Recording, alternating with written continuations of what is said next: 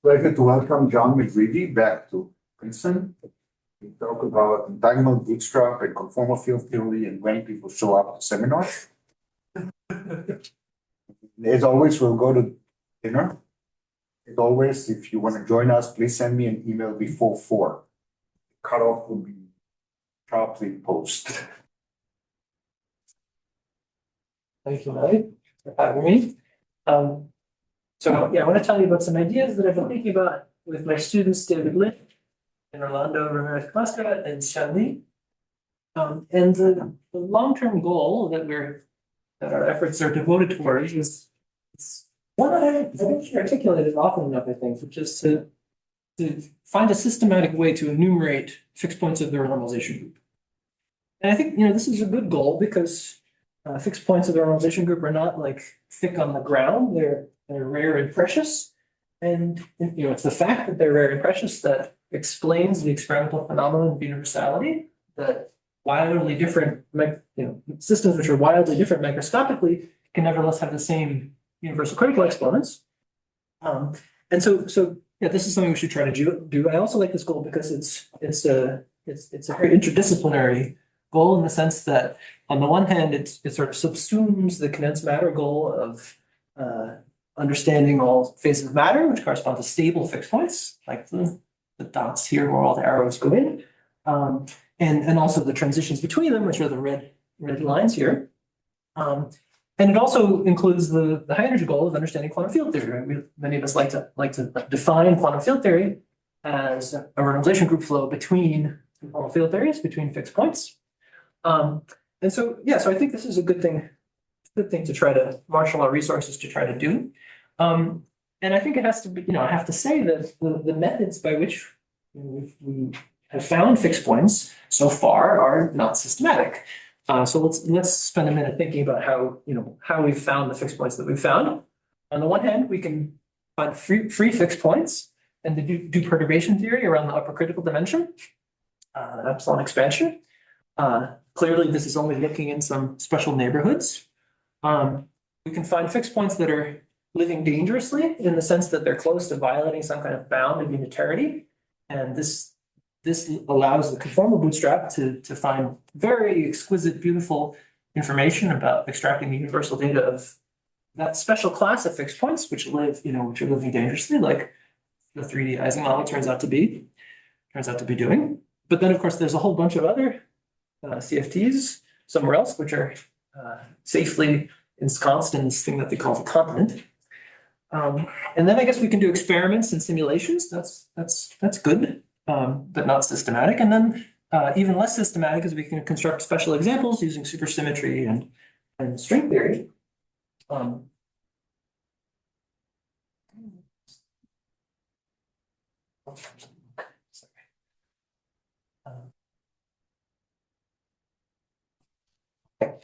So let's try to do better. And I need to spend some time giving the context of how we're hoping to do better. And that follows from this thing I call central dogma of entanglement bootstrap. It's a sort of long sentence. Let me read it and then I'll explain it. So it's the statement that all universal properties in a state of matter are encoded in a single representative density matrix on a ball. So it's I've said it in a kind of a condensed matter way. And the reason for that is I want to think about well-regulated quantum field theories.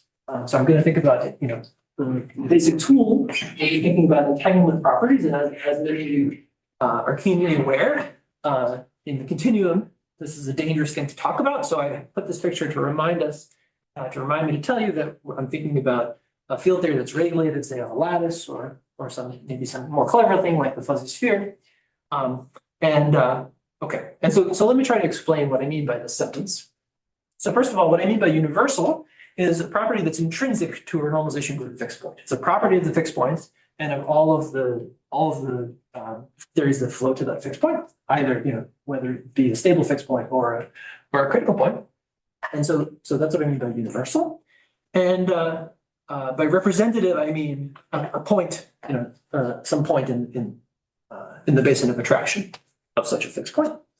And what I mean by central dogma, I guess I should also explain that, is it's a sort of question generating idea, like a principle that may or may not be true, but generates questions. And in the same way that the idea that DNA makes RNA makes protein played this role in early molecular biology, and it also shares in common with this with Francis Crick's use of this term that it's an idea that from each small part of the thing you can reconstruct the whole thing, right? Like from each cell of an organism, it has complete instructions for making the whole organism. From each ball in our many body system, we can extract everything we might want to know. Yes. When you say intrinsic, does it imply something about like set of states you're allowed to consider, maybe only thermal states or something? Oh, definitely not. No. So yeah, when I say intrinsic, I just mean the property of the fixed point. Yeah. So something you can compute using the fixed point, and that's also true of every other point in the phase, like critical exponents, that kind of thing. Yeah. Yeah, actually, most of what I'll say is about ground states. Okay, yeah, quantum ground states. Okay, so this is I don't know, it's maybe a strange sounding statement. And let me spend a few minutes convincing you that you should believe it. In the process, it'll help me give some context for One question about the statement before you give us the evidence. Yeah. When you talk about a density matrix on a ball, should I really think of in the limit of large radius of the ball on a lattice of infinite size? Because I would think maybe any finite ball would really have deviations. I wouldn't be able to actually get universal behavior from it. This is a very good question. And for some of the items in my list, it will become sharper than it'll become quite sharp.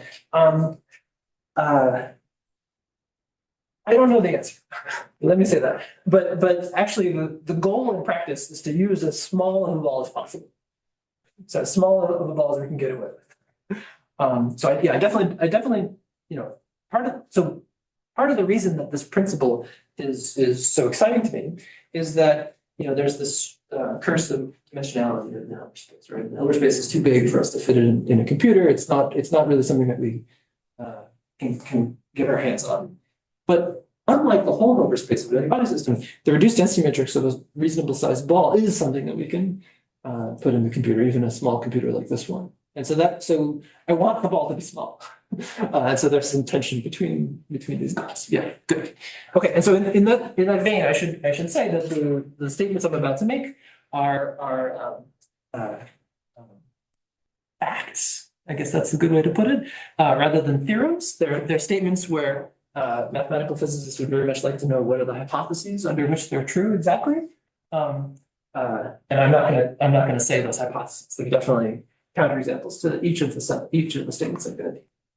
Okay, so the first one is if suppose someone hands you such a density matrix of the ball, can you tell whether it came from the ground state of a local Hamiltonian? And the answer is yes, because in the ground state of a local Hamiltonian, the entanglement entropy of the reduced density matrix, that is just the Van Neumann entropy of this operator, satisfies an area law. So that is, it goes rather than being as big as it can, namely going like the volume of this ball, it instead only goes like the area, multiplied by some UV sensitive garbage, something that depends on some short distance cutoff epsilon, plus terms that are smaller. So you can tell whether it came from the ground state of a local Hamiltonian, and you can tell whether it's gapped or not, because you can compute correlation functions of local operators inside the ball. So this is the place where Jonathan's question is very relevant, because you'd like to put these points as far apart as possible, but still be inside the ball. And if the correlation functions decay exponentially, it's gapped. If instead there's a power law, it's gapless. It's difficult to make asymptotic statements about finite things, but that's in fact what we do all the time when we do numerics. Okay. A more specialized reason to believe it is to think about, suppose that the state that we're talking about, the reduced density matrix that we're talking about, came from some ground state with topological order. What I mean by topological order is a gap phase of matter that's distinguished from a trivial phase by the fact that it has local excitations that you can't create by a local operator. So such things are called anyons. And because they can't be created by any local operator, they can carry all kinds of interesting properties. They can carry fractional spin and fractional statistics, and the idea being that there's some sort of string attached to them, which when you move them around each other can get tangled up. And the sort of canonical picture of how this comes about is the idea is that the ground state itself is some superposition of closed loops like this, and the excitations I'm talking about arise by allowing those loops to have some kind of endpoint.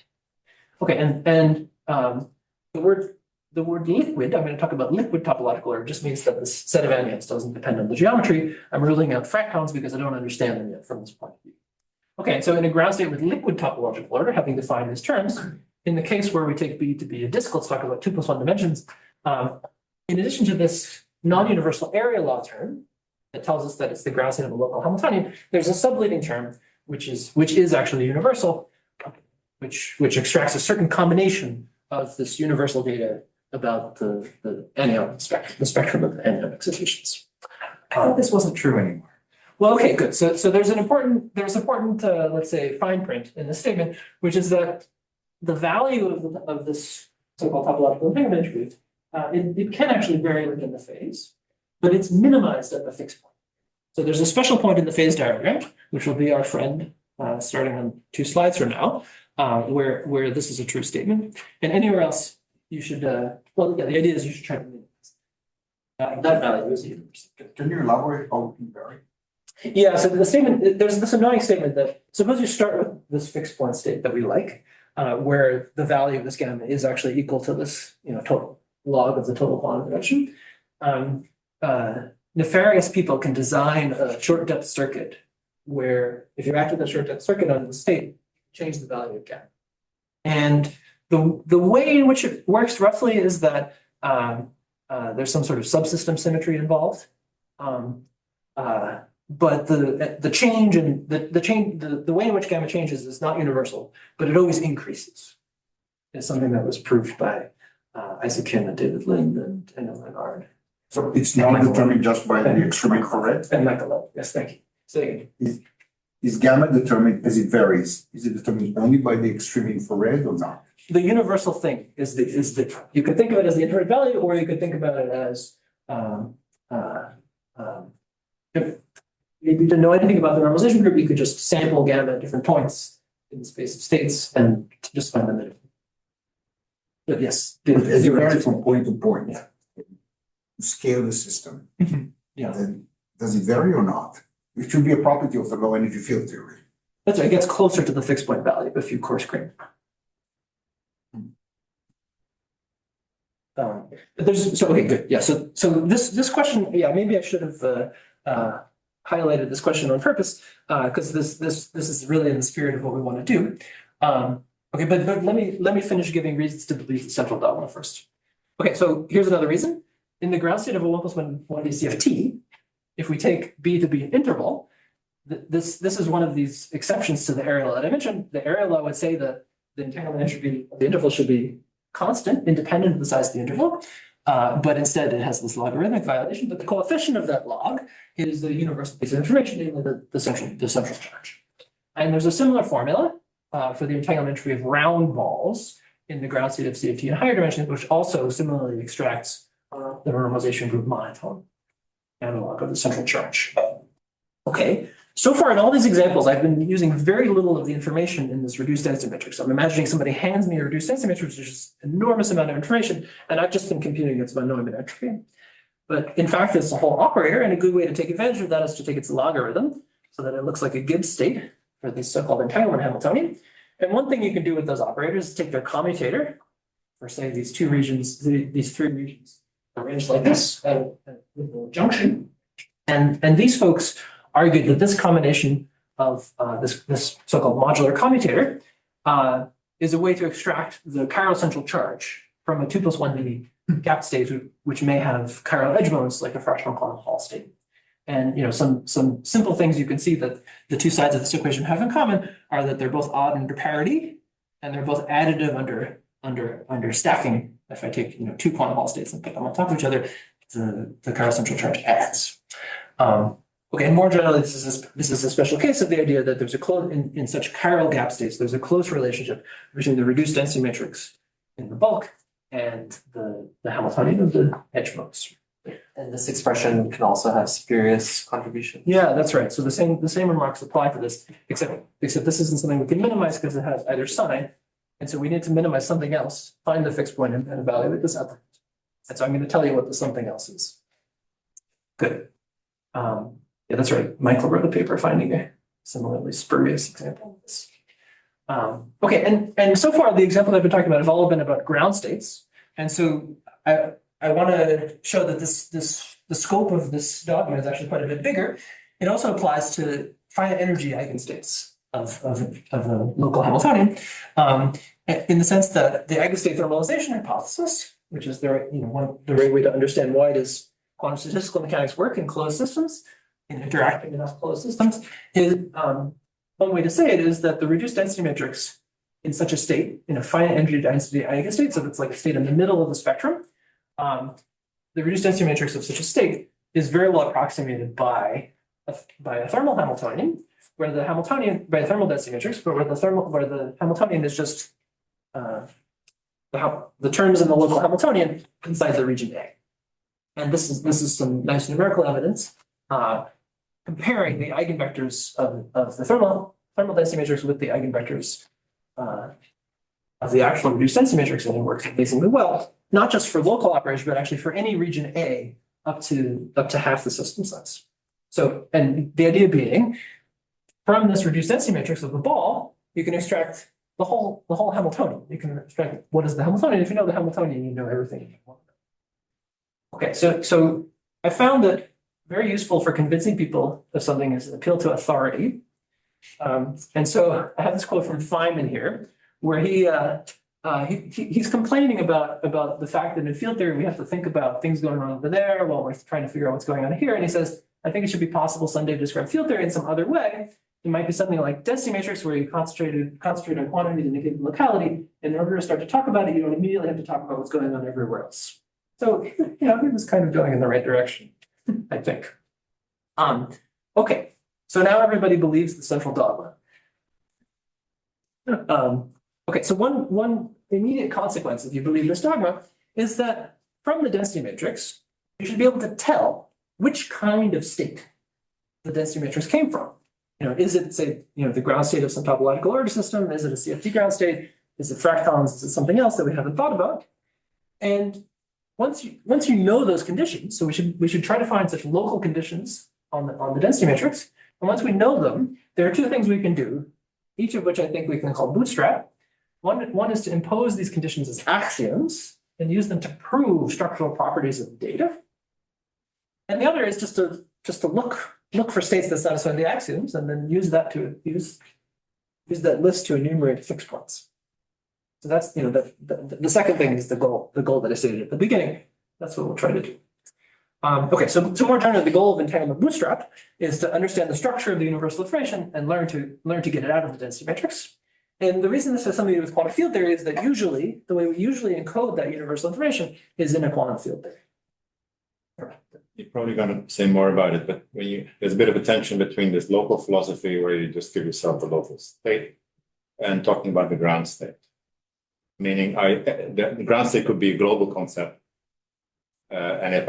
Or is a ground state a local concept? Good. So the perspective that I have is that ground states of local Hamiltonians are special in that they satisfy this kind of condition that I'm talking about here. And that one role of that condition is to allow us to reconstruct the whole ground state from the local. So even acting with something far away would be noticeable. Well, no. So the thing I'm imagining constructing is the whole ground state. I guess the words you say suggest something like one of this, like this Reed-Schlieder theorem kind of thing. Yeah, if I act with numbers far away, would I notice it in the region? Well, okay, so but that theorem relies very much on the continuum, right? It relies on taking very seriously the tails of the wave function. The thing I'm talking about is really well-regulated wave functions, which. So, but nevertheless, I think the spirit is right in that, the claim I'm making is that these conditions will be a sort of way to construct the whole from the part. That's the goal. Okay, so there are a few cases of examples of categories of states. That's what I mean by categories of states, where this has been applied with some success. And the sort of flagship example is liquid topological order, which was initiated by Bowen Shi and Isaac Kim and Kotaro Kato. And then we decided to do something crazy and try to apply it to 1 + 1 DCFT to gapless states. And so that's really the main thing I want to tell you about. And then hopefully there'll be a little time where I can tell you about our attempts to extend it to CFT in general dimension. Okay, so I want to talk about the case of liquid topological order as, you know, sort of grounding example from which we can draw lessons, but I really don't want to spend all my time talking about it. It's just, you know, I could go on about it forever, and I want you to help me not do that. Okay, so I already said what I meant by liquid topological order, and under these assumptions, so a gap state of matter that in a phase with liquid topological order, we expect it to be its low energy data to be governed by a topological field theory, a topological quantum field theory. Now that's a kind of funny expectation because the topological quantum field theory is a thing that's been defined by mathematicians. And you know, they have some nice axioms that they like, and they've done some wonderful things with it, but it's not completely obvious that those axioms are the right assumptions we should make to answer this question of what is the low energy effective field theory of a gap state of matter. And so this is one of the things we can hope to do using this technology is to check whether indeed this is the right framework, and you know, what is the right framework. Okay, so I claim that two conditions that meet these desiderata that were found by Bowen and Isaac and Kotaro are these two conditions on the reduced density matrices of balls. And I've just written them down. They're just statements about linear combination of entropies of divide each of these balls into a center and a boundary, a thickened boundary. And it's a statement about the vanishing of these linear combination of entropies. And the best intuition I can give you about them is related to Herman's question, is that in general, the quantum marginal problem is very difficult, even in various computer science senses. That is, given reduced density matrices on AB and BC that agree on B, can we find a density matrix on ABC with these marginals? So that's a hard problem in general. Such a density matrix doesn't exist, and even when it exists, it's not unique. And the role of these axioms is to guarantee that the merging is possible. That's the role of this axiom A1, and that not only is it possible, but it's unique. Okay, so that's the very short explanation of the role of these two axioms. Okay, Merging which states? so the idea that this is exactly in line with what Herman was asking. Imagine someone gives you the reduced density matrices on two overlapping regions that satisfies these conditions. The conditions guarantee that you can reconstruct the state on the union of the regions.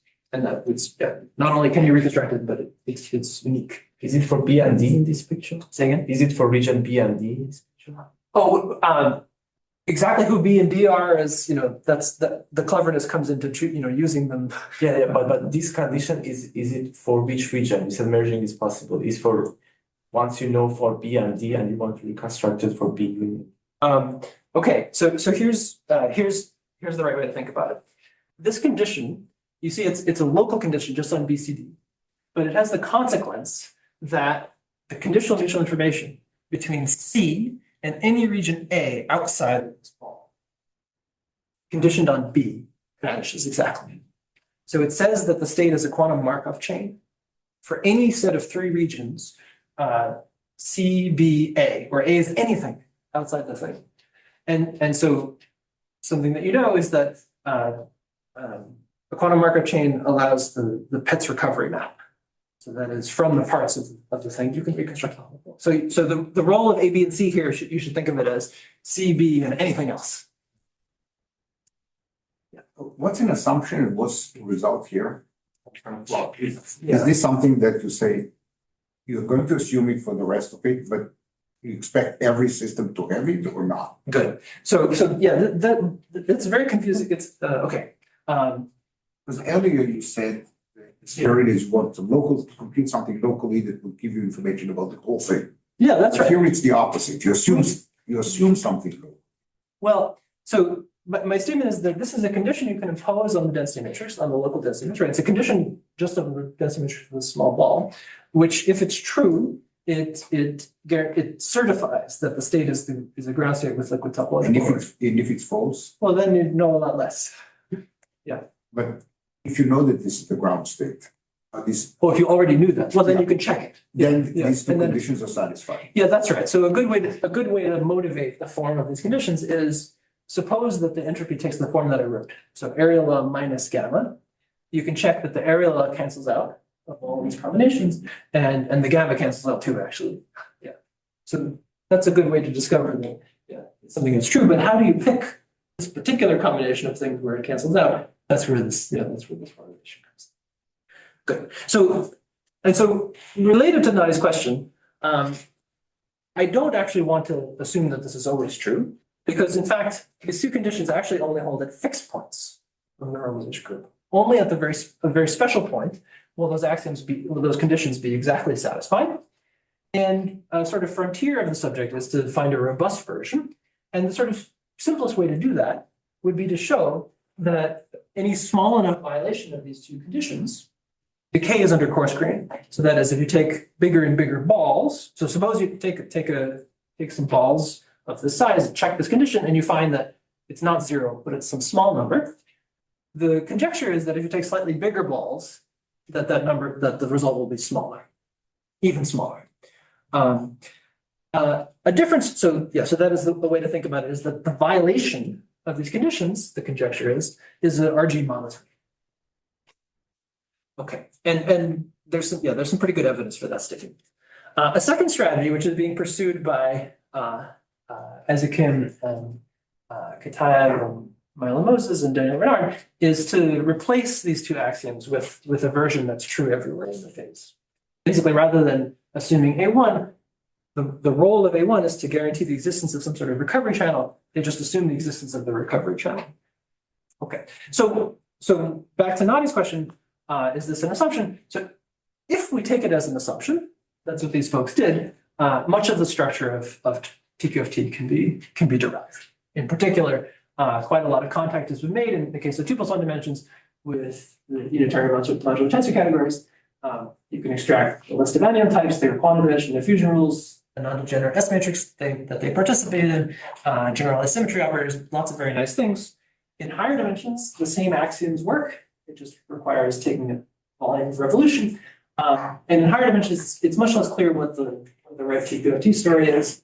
So I think that's a place where you can still benefit from thinking about this more. Okay, so like I said, I wanted to be brief about this. This is a very long story that I'm hiding in one slide. And so from that, I would just want to extract the following lesson. How do we do entanglement bootstrap? First, we pick a category of states. Previously, we chose liquid topological order. And then we identify some conditions on the reduced density matrix that are satisfied by the fixed points in that category. So earlier, I just said something about satisfied by all the ground states, all the states in that category. Now here I'm specializing. We're gonna look for the fixed points.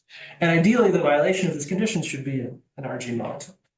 Okay, and then there are two, as I said, there are two things we can do with it. We can use them as axioms and prove things, which is what folks mostly have done in the case of liquid topological order, or we can try to find states that satisfy the conditions. Okay, so let's try to apply the strategy to 1+1 DCFT.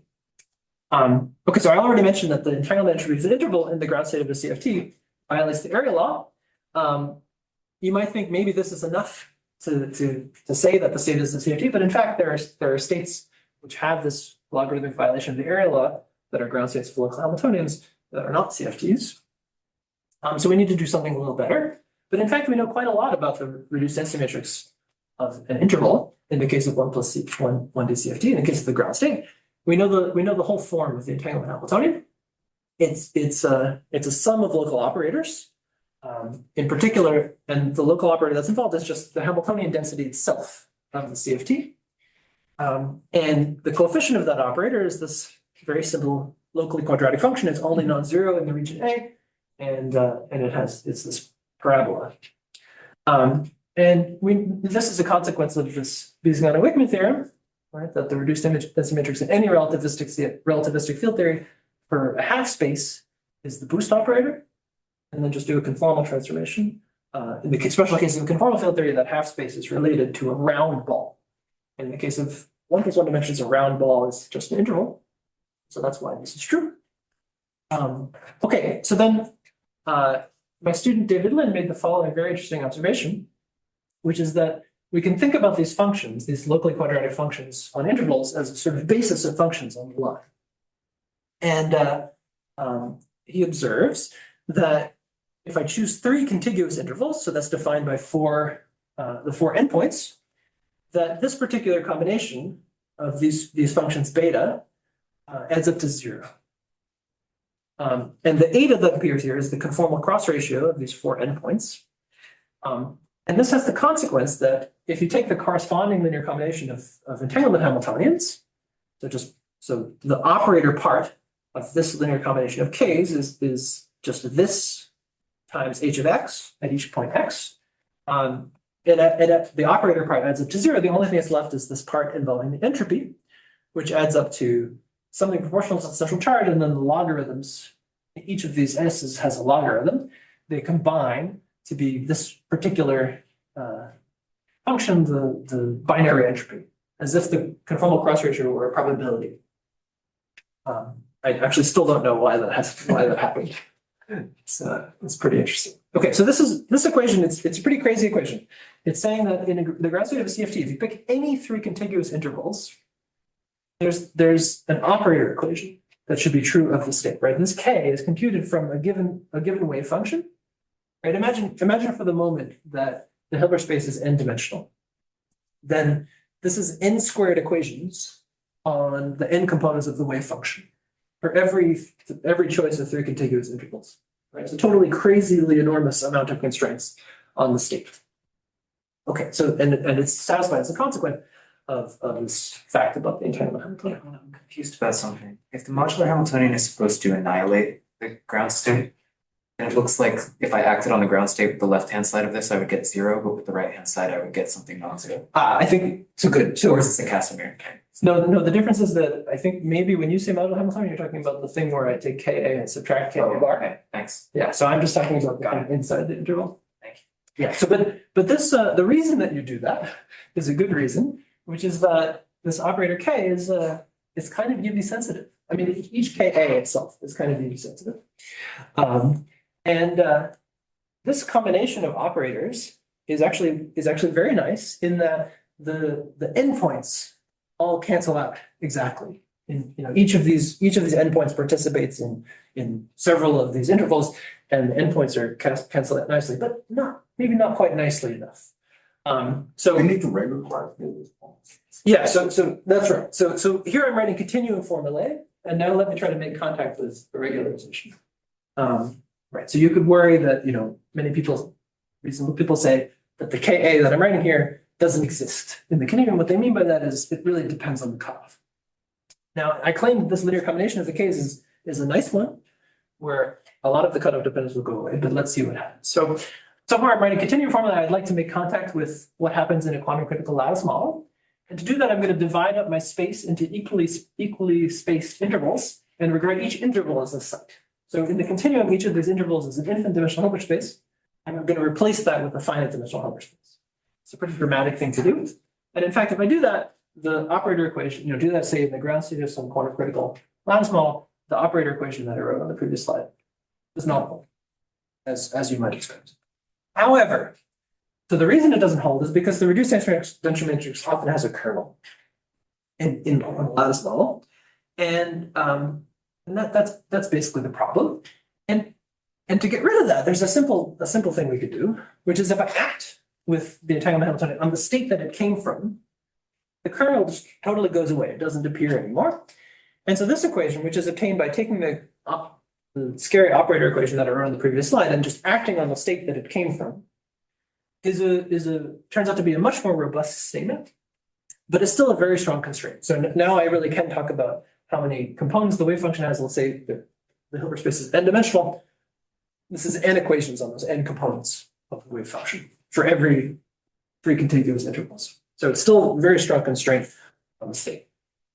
And this one is actually true. So if we compute this in the ground state of some quantum critical Hamiltonian, we did it for the Ising model where we could do big system sizes using by mapping to free fermions. And so if I divide up the circle into 4 parts, by the way, I wrote the formula in the previous slide as if the thing were living on the line. There's an analogous formula that's a little more complicated for the case when it's on the circle.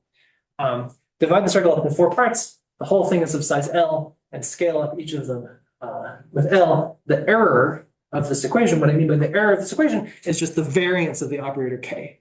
So you see this equation looks like an eigenvalue equation for K. It looks like it says that psi is an eigenvalue.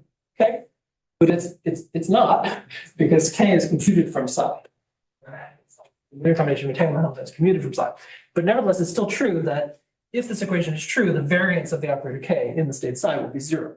And so the error of this equation is this variance, and the decay is like 1 over L squared. That's the state psi.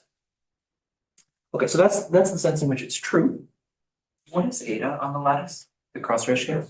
The thing, yeah, I'm dividing up into equal regions, so it's just it's a half. Okay. Yeah. Okay. Though actually, we'll see that there's a better way to compute eta directly from the state. Yeah. So I made a claim earlier, the central dogma. I claimed that all universal data is encoded in the local density matrix of the ground state, but I didn't tell you what is the universal data. You might wonder, how can I possibly check this claim that I made? And the interesting thing is, I don't know the answer to this question. What is the full set of universal data? I think it's a very interesting question, but there's a way to show that the central dogma is true without answering this question. And the way to do that is to just reconstruct the whole ground state from the reduced density matrix, and to reconstruct the parent Hamiltonian whose ground state that is. And then once we know the Hamiltonian, we know much more than we want to know. And so this is what I was saying to Herman earlier, that the role of the condition that we're imposing on the state, one role that it has is to allow us to use the local information to reconstruct the global information about the ground state. And so this operator equation, it involves single sites, 2 sites, and 3 sites. And you see I can solve it for the 3-site Hamiltonian. So here I subtract off the constant piece. And so you see it determines KABC in terms of these parts. And if you set eta equal to 0, this just reduces to the Markov condition. So this fixed point equation that I wrote is a generalization of the Markov condition, which should allow us to reconstruct the whole from the parts. That's the sense in which I say we can reconstruct the whole state. And here's the sense in which we can reconstruct the Hamiltonian. So just as we found a linear combination of these functions, these locally quadratic functions that add up to 0, we can find a linear combination of them that adds up to 1. And if we find a combination that adds up to 1, then the corresponding sum of k's will add up to 1 times the Hamiltonian density. And here I'm using the fact that the entanglement Hamiltonian for an interval is integral of this function beta times the Hamiltonian density of the CFT itself. And so if we were studying the actual CFT, this linear combination of entanglement Hamiltonians will just be the Hamiltonian itself. This combination of operators actually has some very nice properties. It's a combination of what we call delta. It's the same combination of objects appearing in axiom A1 from the first part of the talk. If I replace each of those entropies with the corresponding entanglement Hamiltonian, so the expectation value of this delta is the linear combination of entropies. This operator, each of these operators is a positive semi-definite operator. This is a stronger version of Strong's additivity that was proved by David Lin and Isaac Kim and Xu Xie. Okay, and moreover, there's a sort of probably still not the best argument, but I think it's true that if a state size satisfies this operator version of the fixed point equation, we can prove that it's the ground state of this reconstructed Hamiltonian. So there is a close connection between this reconstructed Hamiltonian and this fixed point equation. Okay, and there's a similar formula for the rest of the conformal generators, the global conformal generators. So maybe it's some evidence that this condition has something to do with CFT.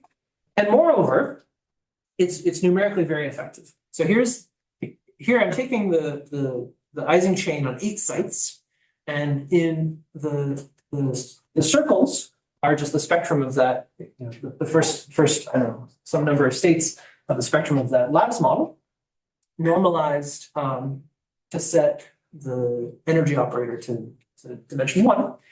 And the x's are the spectrum of this Hamiltonian. So the only input to the Hamiltonian is the ground state of this other Hamiltonian. And from that, you can construct this local Hamiltonian, meaning local and meaning it's a sum of local operators, which already for 8 sites matches very well the spectrum of the original Hamiltonian. Okay. So a few immediate practical applications of this. One is the multiplicative normalization of this reconstructed Hamiltonian is totally fixed.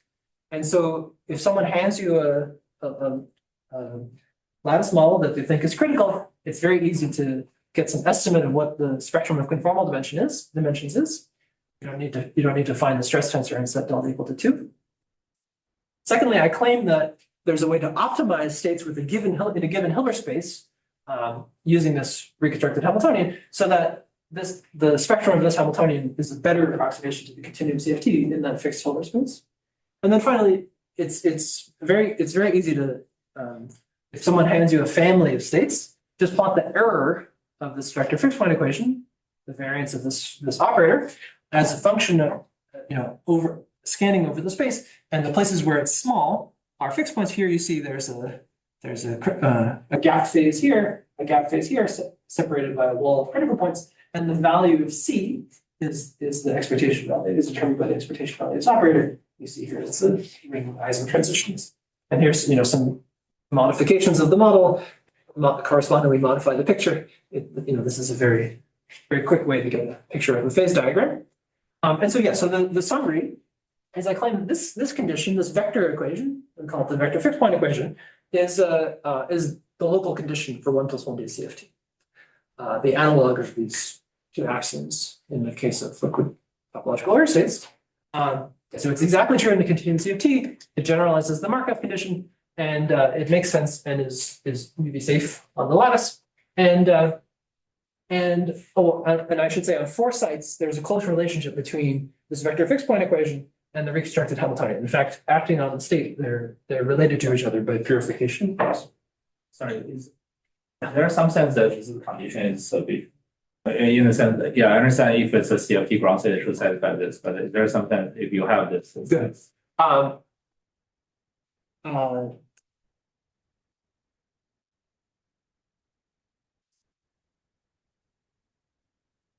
Okay, the short answer is I'm not sure. Slightly longer answer is we'll find states that satisfy this condition that you probably don't want to call CFTs because they have 0 correlation length.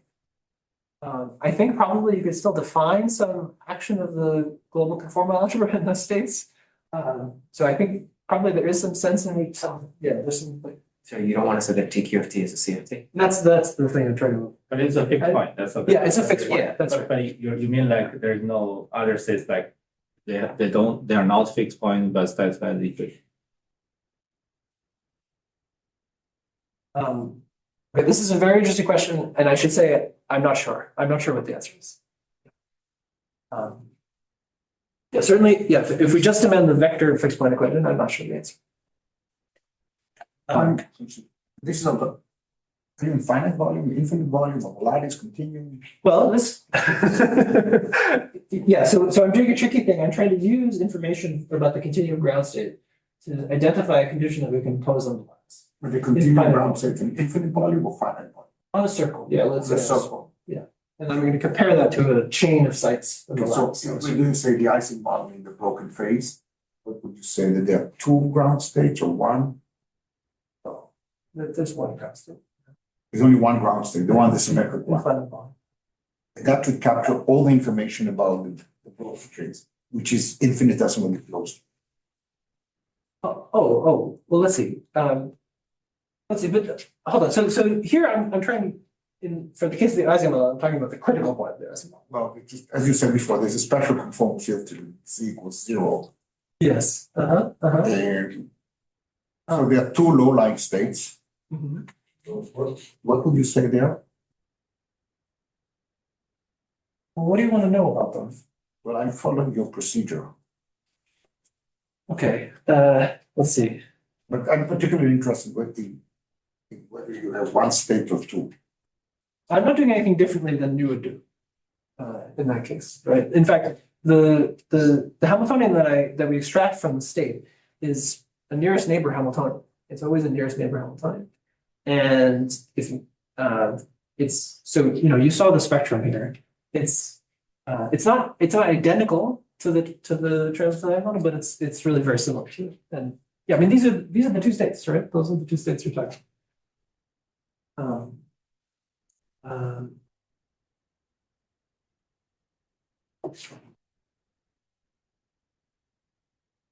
You want to know whether we can like see from one of the states that there has to be another one. Yeah. I think we can actually, even in the broken phase. But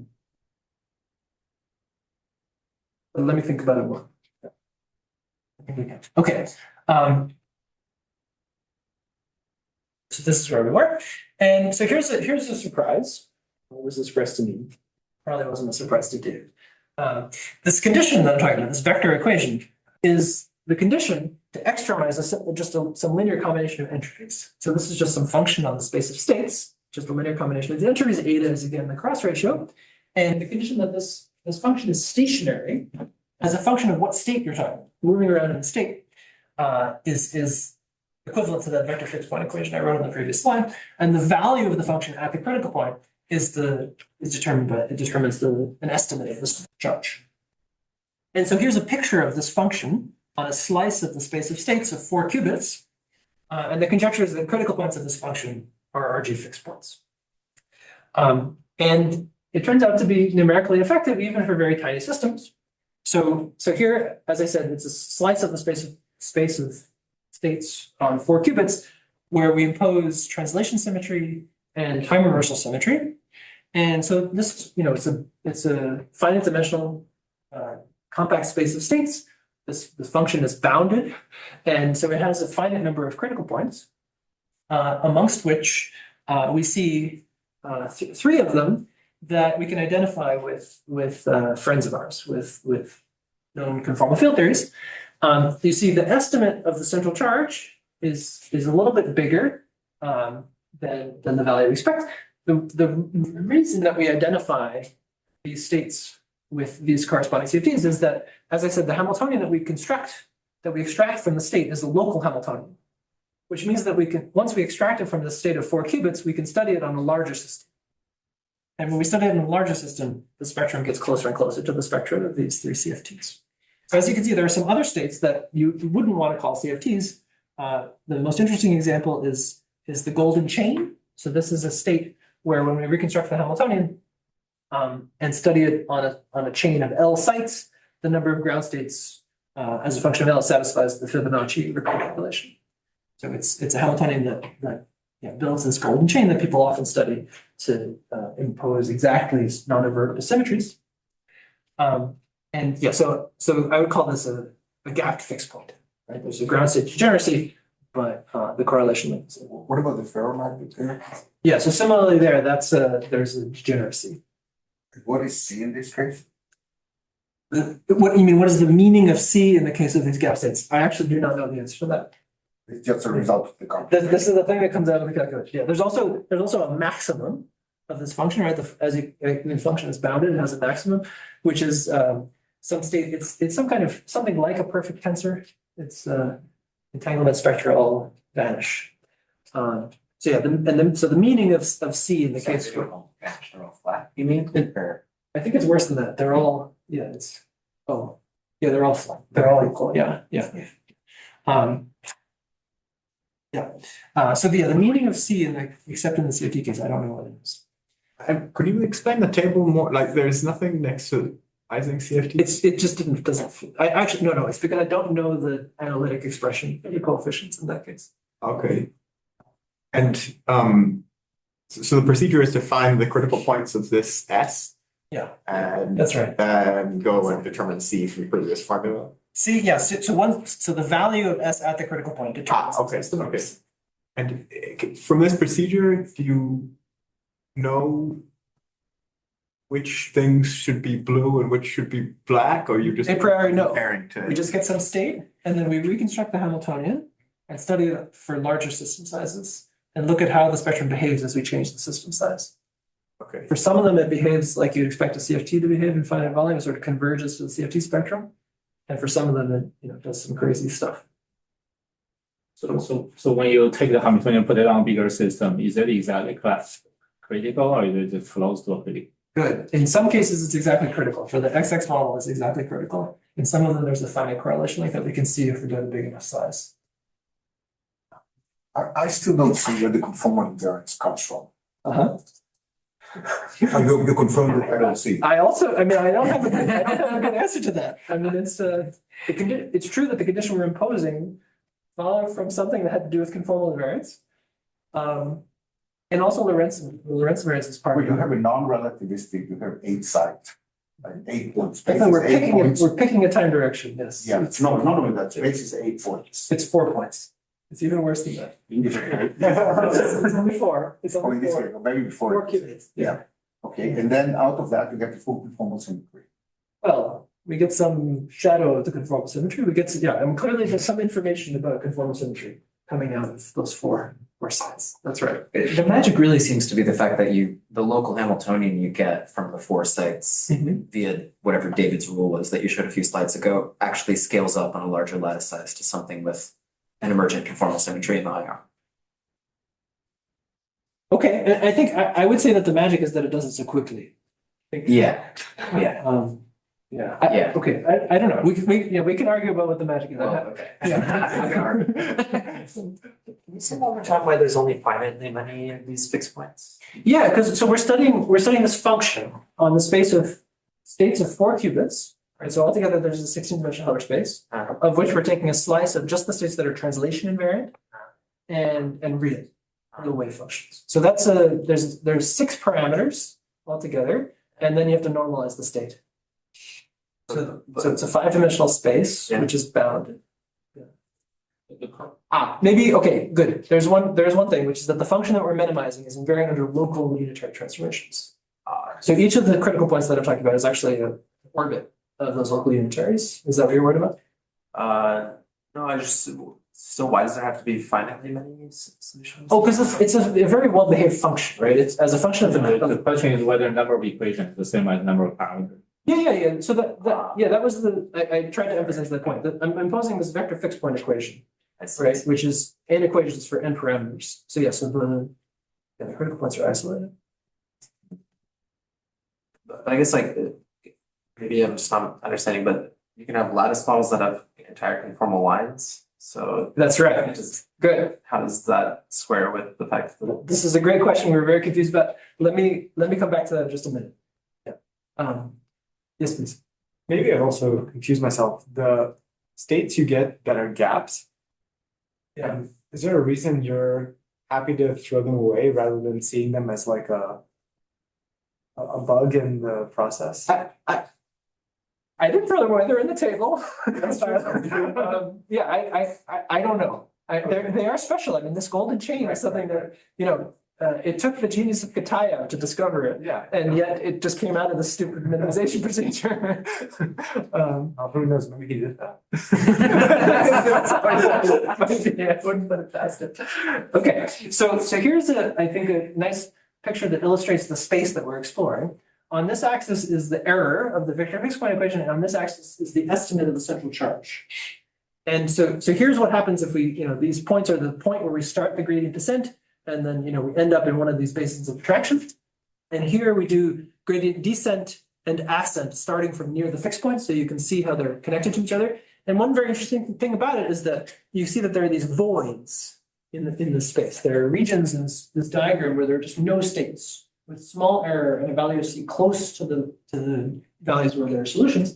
And for C between 0 and 1/2, we know that there really is a void in the space of CFTs. There are no unitary CFTs with central charge between 0 and 1/2. But in this finite D search, there are these other voids, which I think is very interesting. And this is the case where we do qubits. And then here's what happens for qubits. So here I'm replacing, I still have only 4 sites, nearest neighbor. Well, everything will, the reconstructed Hamiltonian is nearest neighbor, but now I'm replacing each site with 3-state system. And so you see that some of these voids fill in. In particular, we find 2 more of the unitary minimal models. That's these guys here. Here's central charge is increasing this way. And we find a whole bunch of C=1 theories. And then perhaps most interestingly, we find a bunch of states where the spectrum of the Hamiltonian behaves like a CFT when we scale it up, but we haven't been able to identify what CFT is. So, you know, I guess maybe the most interesting thing about this is none of the input that we're putting in says anything about the CFT being rational. So the CFTs that we find this way could very well be irrational CFTs where, you know, there's this expectation that the generic CFT should be irrational, and yet we don't have a single concrete example of an irrational CFT. So that's something that I would very much like to be able to check whether in fact these. What do you mean we don't have it? Yeah. What is a concrete example of an irrational CFT? Oh, that's not part of a family of irrational CFTs. And I guess, okay, yeah, maybe that's the important thing. Maybe you could say Calabi sigma models are an example. They're also special in many They ways. have various points. Yeah, there's a point where, yeah. But that's what I have in mind. Yeah. Well, but this is like the being under the lab. Yeah. Because we find the rational ones and then we put. That's right. That's right. So the thing I like about this is that It's it might be a different lab. Yeah. Yeah. Maybe. Okay, so now we get to play this game. Yeah, I was supposed to do the game show host voice, but I don't think I can do it. So for each of the states that we find, we plot the spectrum for various system sizes and with various normalization, and we plot the behavior of the entanglement entropy of a system region. And so if it's a CFT, the entanglement entropy should grow linearly in the logarithm of the size of the interval, and the spectrum should sort of converge to the CFT spectrum if we normalize it in this way. And so you see for this is, so on Q-traits, there's actually several realizations of the Ising model. There's the thing where it's the same as the qubit Ising model. You just don't use the third register. And then there's a better one where you see this, the value of the estimated central charge is closer to a half, and the spectrum converges very nicely. So yeah, we find tricritical Ising and POTS, and then a whole bunch of C=1 theories at various points along the C=1 line. Step back. Why is it that you find some minimal models and not others, and you do find states with higher C, which have more relevant operators? Yeah, I think the thing that's hiding the minimal models that are farther along, closer to the accumulation point, is that they have low dimension operators, low dimension primaries. But the same is C=1. For C=1, at the extreme points of the radius, the primary becomes low dimensional. The points that we find are not. So they're close to SU2. They're not in the extreme limit. And so in fact, yeah, so maybe this is a good time to answer Brandon's question. Okay, so here are the mystery CFTs. Okay, let me come back to that just a second. We compared these spectra to the list of known rational CFTs with central charge between 1 and 2, which was compiled by Antonius and Jin-Chun Rong, and they don't look similar. So maybe it's something new. I'd like to put out a bounty for, if anybody can identify these spectra, please tell me. I don't know, I'll buy you a present. What's the lowest central charge you find above 1? Good. So the estimate of the central charge is, it's overestimate in all the examples. We know the smallest estimated central charge we find is this one for one that looks like a CFT. So this is the center charge you get from the far side. Yeah. But what about from fitting the? Good. Yeah. Good question. So let's see. You can read. It's 1.2954. Yeah. Amazing. Oh. Well, okay. So you see, you get a different answer if you use choose different system sizes. Could you explain how you study different systems? So you still. Yeah, we have a local Hamiltonian. But you have a Hamiltonian on 4 qubits, right? No. So think about it this way. We have a state on 4 qubits, from which we reconstruct a local Hamiltonian. If the Hamiltonian that we construct is of the form sum over neighbors of a thing that acts on 2 sites at a time. So that's some fixed operator acting on 2 qubits. Okay. The term that appears in the local operator, which we can then study on the larger system. And that one. Right, for the 4 sites are in a circle, I guess. Okay. Yeah. Okay. So let me answer this question. So Indeed, if we study, say, the XXZ model, right, that has a parameter, which as you vary it, so it flows to c equals 1, but as you vary the parameter, you get different radii. This is a plot of the error of the XXZ model versus the estimated central charge computed from its ground state. You see it lies exactly at the boundary of these states that we find by gradient descent. So these are the 2 points on qubits that we find that exactly solve the vector fixed point equation. They both correspond to points on the c equals 1 line. The values in between, the value of the radius in between, only approximately satisfies the vector fixed point equation. So we do actually find this modular space of solutions, but just as approximate solutions of the equation. And so, the way to think about it is, an infinite volume, they're connected to conical definitions. There's a finite size effect that says that you have to go over a hill to get from one point to the other. And if you go farther to the left, so if you go past, I forget which point is which, but if you go towards infinite radius, where the dimension of some operator goes to 0, the error just grows and grows. Yeah, that's what's happening. But one interesting thing is, even from approximate solutions, so if we start from these approximate solutions, we can nevertheless reconstruct the spectrum. So the fact that whether it's an exact solution maybe doesn't matter too much. In what sense were they approximate solutions? So approximate solutions in the sense that there's a finite error here. The error of the variance of this K delta is not zero. It doesn't satisfy the vector. It was a finite error in the previous plot. There was always some finite error. Yeah, sorry. The list that table that I showed were exact solutions of the vector fixed point equation. That finite numbers. But in between those, there was always some. Sorry. Are you saying that is it green dots here? Yeah, these green dots Those are approximate solutions. They're approximate solutions in the sense that the error is small. Yeah, this Yeah, small vertical axis. So you mean that value like 0.1 is much smaller than the kind of. It could be bigger. So in the plot you had shown before, with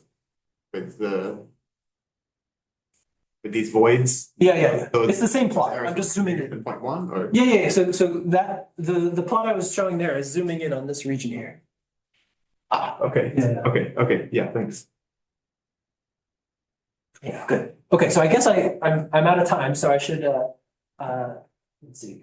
I had some things to say about C functions, and this way to compute eta from the ground state, which I'm going to skip. We can extract the Virasoro operators. Maybe I'll just say this. There's a state satisfying the vector fixed point equation. Another way to think about it is that there's a stationarity condition for a quantity which is equal to C, is equal to the central charge, if the thing is a CFT. And this C, the thing that's extremized here, is closely related to the entropic C function that was defined for relativistic quantum field theories by Cassini and Huerta. It's not equal to it. And in fact, one reason we know it's not equal to it is because we can prove that ours is stationary at a CFT, whereas their function has some is not stationary in some examples. Okay, so then maybe the most interesting question is, to what extent is the C that we define this way a C function? And I guess, a small consequence of that is we should be able to relate the spectrum of the Hessian of this function at a critical point to the spectrum of dimensions of the CFT of scaling dimensions. And one thing that we've checked is that the number of downhill directions at one of these critical points is equal to the number of relevant operators. The number of flat directions is not equal to the number of marginal operators, but the number of downhill directions seems to work out. Okay, so in just a minute, let me just say, we can apply a similar strategy in higher dimensions. Again, we know the form of the entanglement Hamiltonian for a round ball in a CFT ground state, and we can look for linear combinations of these operators where either the operator part cancels, so what's left is just f, the f function, the analog of c, or we can look for combinations where it adds up to the Hamiltonian, where they add up to 1. In higher dimensions, this requires an integral over regions. In 1 + 1 dimensions, we got our reconstructed Hamiltonian, which is just a sum. And here in higher dimensions, it'll have to be an integral. And the thing that we found that works best is we'd like to study CFT on the sphere, because we want to do radial quantization and infer the spectrum. And the thing we found that works best is to take a linear combination of concentric disks. So each of these is a concentric disk centered at some point omega, and then integrate over that point omega. The basic idea is that even if we just took one disk and integrated over omega, the operator part, the function multiplying the Hamiltonian density would add up to 1, and you'd be left, if you started with the CFT ground state, you'd be left with the CFT Hamiltonian. The idea of choosing more than one region is to choose these lambdas to cancel out the stuff by which the regularized state entanglement Hamiltonian differs from the CFT entanglement Hamiltonian. And so far we've checked this formula on both the icosahedron and the fuzzy sphere. And it actually turns out to work pretty well. Maybe let me just show you let me just show you the result for the fuzzy sphere. If there's a special value of this ratio of coefficients in this linear combination we're taking where we expect the area law contribution to cancel out, and that's indeed where the minimum of the error occurs. And if we study the transfer field Ising model as a function of the transfer field, there are 3 points where we expect this vector fixed point equation to be satisfied. We're expected to be a fixed point. There's the ferromagnetic phase, there's the paramagnetic phase, and then there's a critical point in between where we expect there to be a minimum, and there is indeed a minimum of the error at each of these points. And we can make a 0 parameter fit to the spectrum, and indeed it works pretty well, even with pretty small system sizes. And then perhaps most interestingly, starting from a man-made Hamiltonian that approximates the fixed point, we can improve upon it by doing gradient descent on the error. So this is a plot of a certain cost function that people cooked up to estimate how good the spectrum is, how much it looks like that of a CFT. The starting point is the Ising CFT Hamiltonian from Yin-Chen He on the fuzzy sphere, and this is the result of what this cost function does as a function of gradient descent on the error in this vector fixed point equation. And moreover, the value of f that we extract by taking the expectation value of this operator also gets closer to the value that we expect it to have, which was previously only extracted by some very difficult finite size scale. Okay, so that's where I'm going to stop. Maybe I'll say it seems to me that we can do a search also in 2+1 dimensions. Maybe that's the most exciting prospect. I've talked about this central dogma. We've applied it so far in various cases. It's not really clear how far it'll go. An important open problem in each case is to show that the violations of the local conditions are indeed RG monotones. That's something we don't yet know how to do. And maybe an interesting contrast with the biology cases, we can ask the question, why is the central dogma true? I gave you reasons to believe it, but I didn't give you any argument for it. I think this is an interesting question. Thank you for listening. Sorry for the question.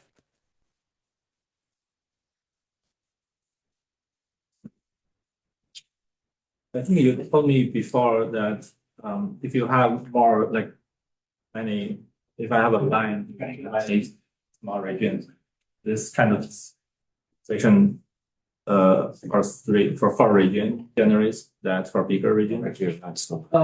In the sense that well, certainly the operator equation does. That's right. So the vector equation doesn't. Well, I don't exactly know how to do it. Yeah, I think the operator equation. That's what I was saying about this merging procedure, right? You can solve for KABC in terms of the smaller parts. Right? To use the vector equation to infer something like that requires some cleverness that we haven't figured out yet.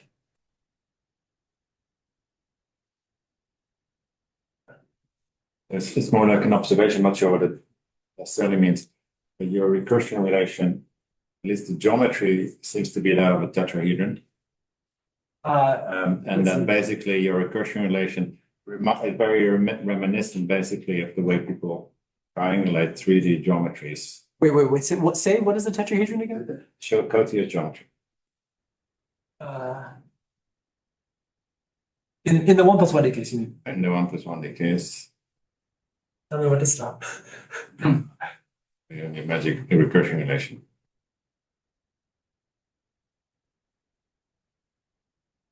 Just this equation. Yeah. That's, I guess this. Yeah, go back. The clearest. We had it for the first time. That is. Yeah, this. Yeah, that one. Yeah, get a picture to go with it. Maybe that was on the, it's below.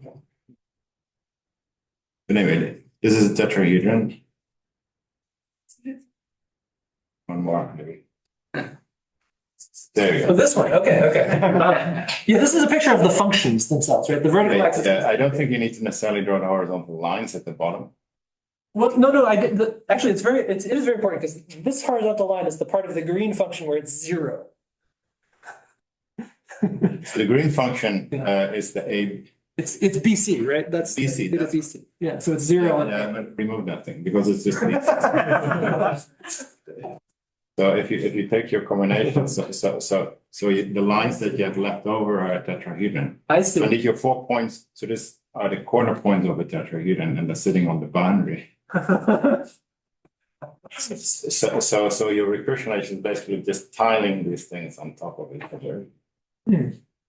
From a block perspective. So I'm just wondering if you're essentially just constructing at this point something that indeed captures the infrared properties of your. I see. So you're advocating some kind of holographic entanglement bootstrap for CFT. No, yeah, obviously, since indeed the topological structure of the CFT can be captured from a 3D perspective.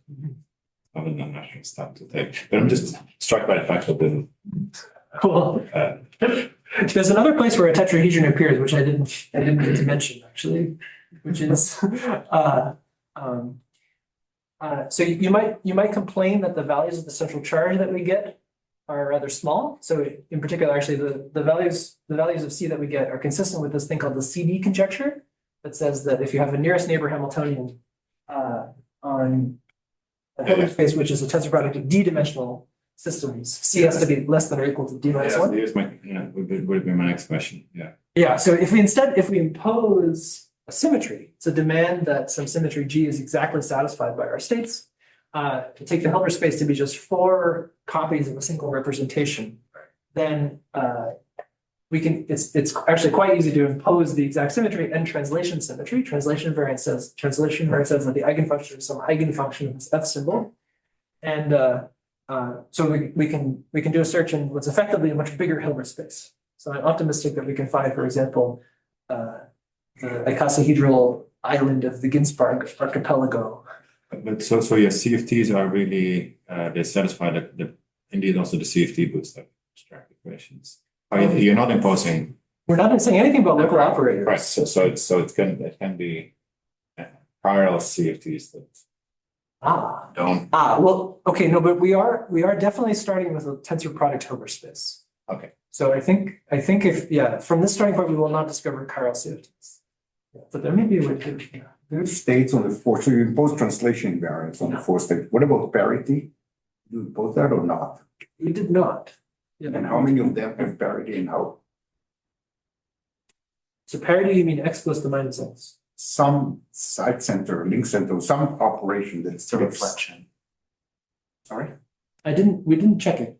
We didn't check But it. it's a symmetry of the 4 points. That's about what it is, D4 or something. Yes. So Yeah, it's one of the elements and every stage is in a representation of that symmetry. that's correct. I don't know the answer. That's an interesting question. Your C function is some other linear combination of entanglement entropes, or was it something else? The one that was. You're asking how does it differ from the one by Cassini and Marta? Yeah, because you said it's So yeah. yeah, It's a nicer property at the fixed point. right. So the idea is the following. So yeah, okay. Thank you for the opportunity to explain this. So consider the following thing.